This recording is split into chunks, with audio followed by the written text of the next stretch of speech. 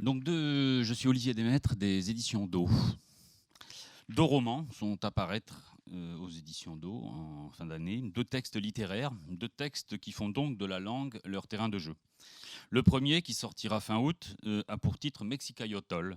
Il est de Michael Collado, un auteur qui, quoique né à La Seyne-sur-Mer mais vivant à Bangkok, connaît non seulement la langue française, mais aussi la littérature de langue espagnole, la littérature latino-américaine et bien sûr la littérature mexicaine. Mexicayotl est un récit d'aventure qui multiplie les intrigues cocasses et les situations truculentes, et parfois même le contraire. Le livre est en 3 parties, plus une pièce de théâtre. Il raconte l'histoire d'un chanteur français, quoique retraité en Californie, nommé Arthur Loiseau, qui est par erreur kidnappé par les sbires du chef d'une secte mexicaine qui croit au retour des Aztèques. Il parviendra à s'échapper, sinon je ne serai pas là à tenter de vous raconter son histoire. Et il rencontrera bientôt dans une vallée sèche, quoique mexicaine, elle aussi, un cow-boy qui se fait appeler Sœur Justice. Aussi bavard et illuminé que le fut Don Quichotte, ce justicier sans peur et sans reproche fera bientôt d'Arthur Loiseau son fidèle écuyer, afin de partir à la recherche d'un ennemi juré qui n'est sans doute qu'une invention délirante de ce doudingue. En chemin, il voudra bien sûr résoudre des problèmes qu'il est souvent le seul à voir, quand il n'est pas la plupart du temps celui qui les a créés. D'aventures truculentes en péripéties cocasses, et même parfois le contraire, tout se terminera par une grande bataille dans un cirque et par un long voyage en ballon. La puissance comique du livre, parce que c'est un livre d'une irrésistible drôlerie, et les éditions Do ont fait depuis longtemps maintenant leur preuve dans le domaine de la fiction et de la drôlerie.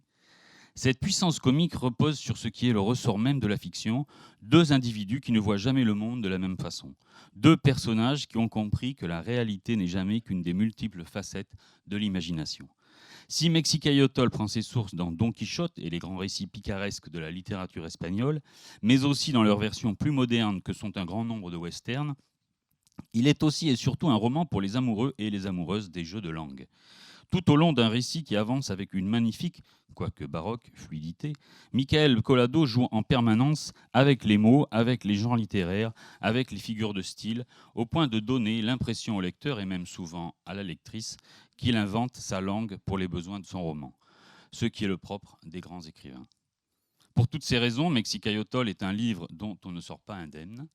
Il est en 3 parties et se termine par une courte pièce de théâtre qui a pour titre Mexicayotl. Comme si cela ne suffisait pas, l'auteur a cru bon d'ajouter 3 dessins. Le deuxième roman, qui paraîtra début octobre, a pour titre Horde, traduit de l'espagnol par Jean-Marie Saint-Lut.